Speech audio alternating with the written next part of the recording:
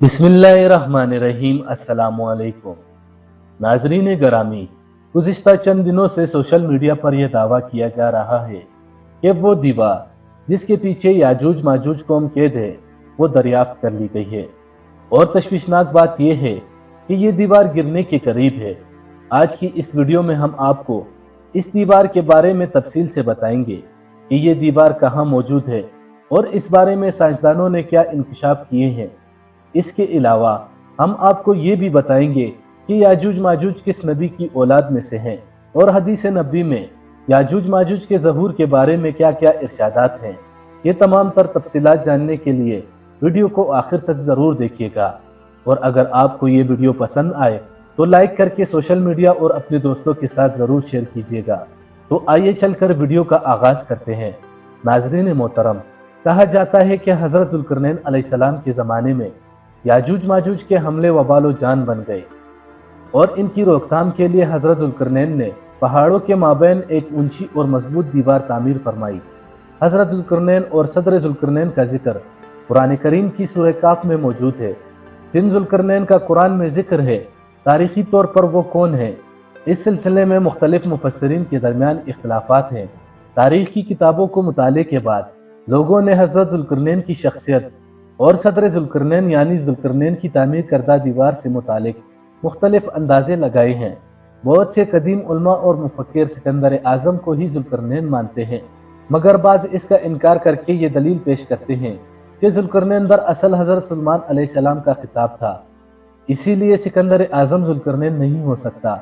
जदीद ज़माने के कुछ मुफस्सिर और मुफक्किर ज़ुल्करनैन को कदीम ईरानी बादशाह साइस आज़म यानी कुरैश आज़म का दूसरा नाम करार देते हैं और ये निस्बतन ज़्यादा करीने के आस है, मगर बहरहाल अभी तक यकीन के साथ किसी शख्सियत को इसका मुस्ताक नहीं ठहराया जा सकता।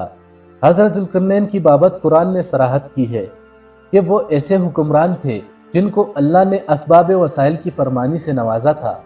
वो मशरकी और मगरबी ममालिक को फतह करते हुए एक ऐसी पहाड़ी दर्रे पर पहुंचे जिसकी दूसरी तरफ याजूज माजूज थे।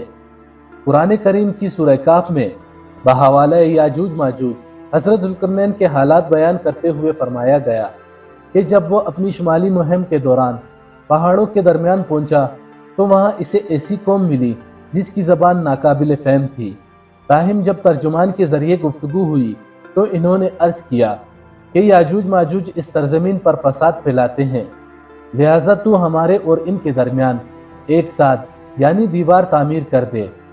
इस तरह हज़रत ज़ुल्करनैन ने इस कौम को याजूज माजूज की अलगार से बचाने के लिए दीवार बनाई, और जो दीवार बनाई गई वो कोई ख्याली और मानवी नहीं बल्कि हकीकी है, जो लोहे और पिघले हुए तांबे से बनाई गई थी, जिससे वक्ती तौर पर याजूज माजूज का फितना दब गया।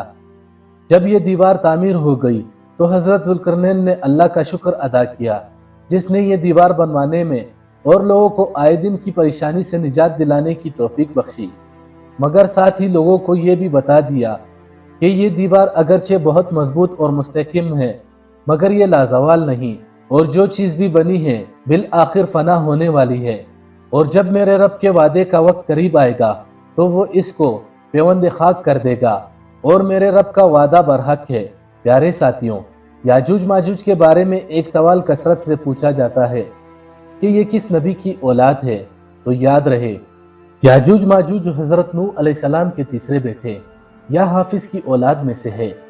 ये कहा जाता है कि याजूज माजूज इंसानी नस्ल के दो बड़े वहशी कबीले गुजरे हैं जो अपने इर्द गिर्द के रहने वालों पर बहुत जुल्म और ज्यादतियां करते इंसानी बस्तियां तक तराश कर देते थे। कुरान मजीद की आयात तौरेत के मुतालिक और तारीखी शवायात से मालूम होता है कि ये लोग शुमाली मशरकी एशिया में ज़िंदगी बसर करते थे और अपने वेश्याना हमलों के नतीजे में एशिया के जनूबी और मगरबी इलाकों में मुसीबत बर्पा करते थे। बाज़ तारीखदानों ने इनकी रिहायशी इलाके को रूस के दारुल हुकूमत मास्को और तोबल सेक के आसपास बतलाया है, और बाज़ का ख्याल है कि याजूज माजूज के शहर तिब्बत और चीन से पहर मंजुम शुमाली तक और मगरब में तुर्किस्तान तक फैले हुए थे। रही ये बात कि सदर ज़ुल्करनैन कहाँ वाक़या है, तो इसमें भी इख्तिलाफात हैं, क्योंकि आज तक ऐसी 5 दीवारें मालूम हो चुकी हैं जो मुख्तलिफ बादशाहों ने मुख्तलिफ इलाकों में اور مختلف ادوار میں جنگجو قوموں کے حملوں سے بچاؤ کی خاطر بنوائی تھی۔ ان میں سے سب سے زیادہ مشہور دیوار چین ہے، جس کی لمبائی کا اندازہ 1200 میل سے لے کر 1500 میل تک کیا گیا ہے اور اب تک موجود ہے۔ لیکن واضح رہے کہ دیوار چین لوہے اور تانبے سے بنی ہوئی نہیں اور نہ چھوٹے کوہستانی درے میں ہے۔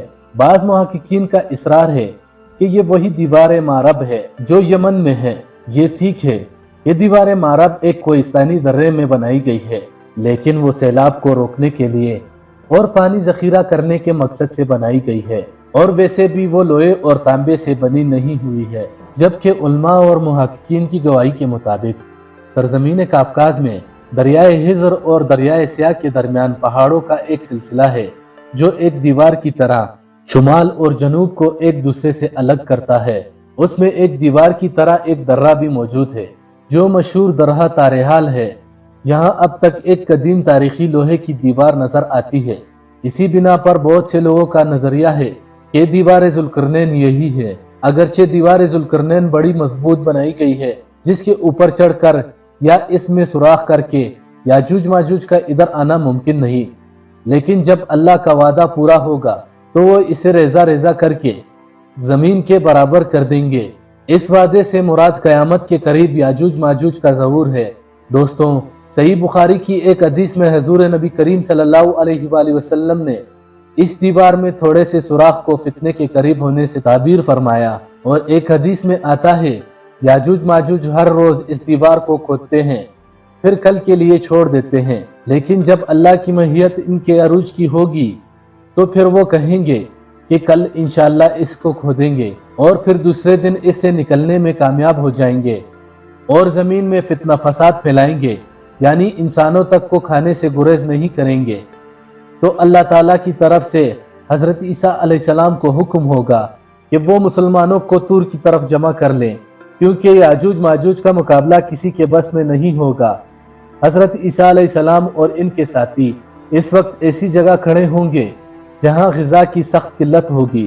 پھر لوگوں کی درخواست پر حضرت عیسیٰ علیہ السلام یاجوج ماجوج قوم کے لیے بددعا فرمائیں گے، بس اللہ تعالیٰ ان کی گردنوں اور کانوں میں کیڑا پیدا کر دے گا جو بعد میں پھوڑا بن جائے گا، جس کے پھٹنے سے یہ ہلاک ہونا شروع ہو جائیں گے، سب کے سب مر جائیں گے، اور ان کی لاشوں سے ایک بالشت بھی زمین خالی نہیں ہوگی، اور ہر طرف ان کی لاشوں کی گندی بو پھیل جائے گی۔ پھر حضرت عیسیٰ ابن مریم دعا کریں گے تو اللہ جل شانہ ان کے گردن کے برابر پرندے بھیجیں گے جو ان کی لاشوں کو اٹھا کر جانے کہاں پھینک دیں گے۔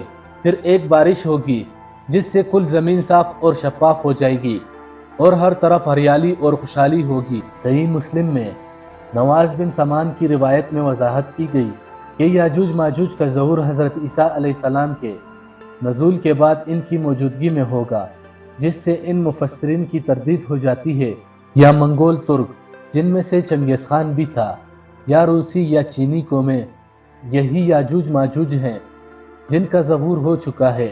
مغربی قومیں یہ خیال کرتی ہیں کہ انہی افراد کا پوری دنیا میں غلبہ تسلط ہے، مگر یہ سب باتیں غلط ہیں، کیونکہ یاجوج ماجوج کے غلبے سے سیاسی غلبہ مراد نہیں، بلکہ قتل و غارت گری اور شر و فساد کا عارضی غلبہ ہے۔ لہٰذا یہ کہنا کہ یاجوج ماجوج ظاہر ہونے کو ہیں، یہ سب جھوٹ کے سوا کچھ بھی نہیں۔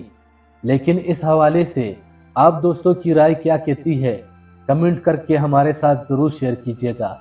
تو انشاءاللہ آپ سے ملاقات ہوتی ہے اگلی ویڈیو میں، تب تک اپنا خیال رکھیے گا۔ اللہ نگہبان۔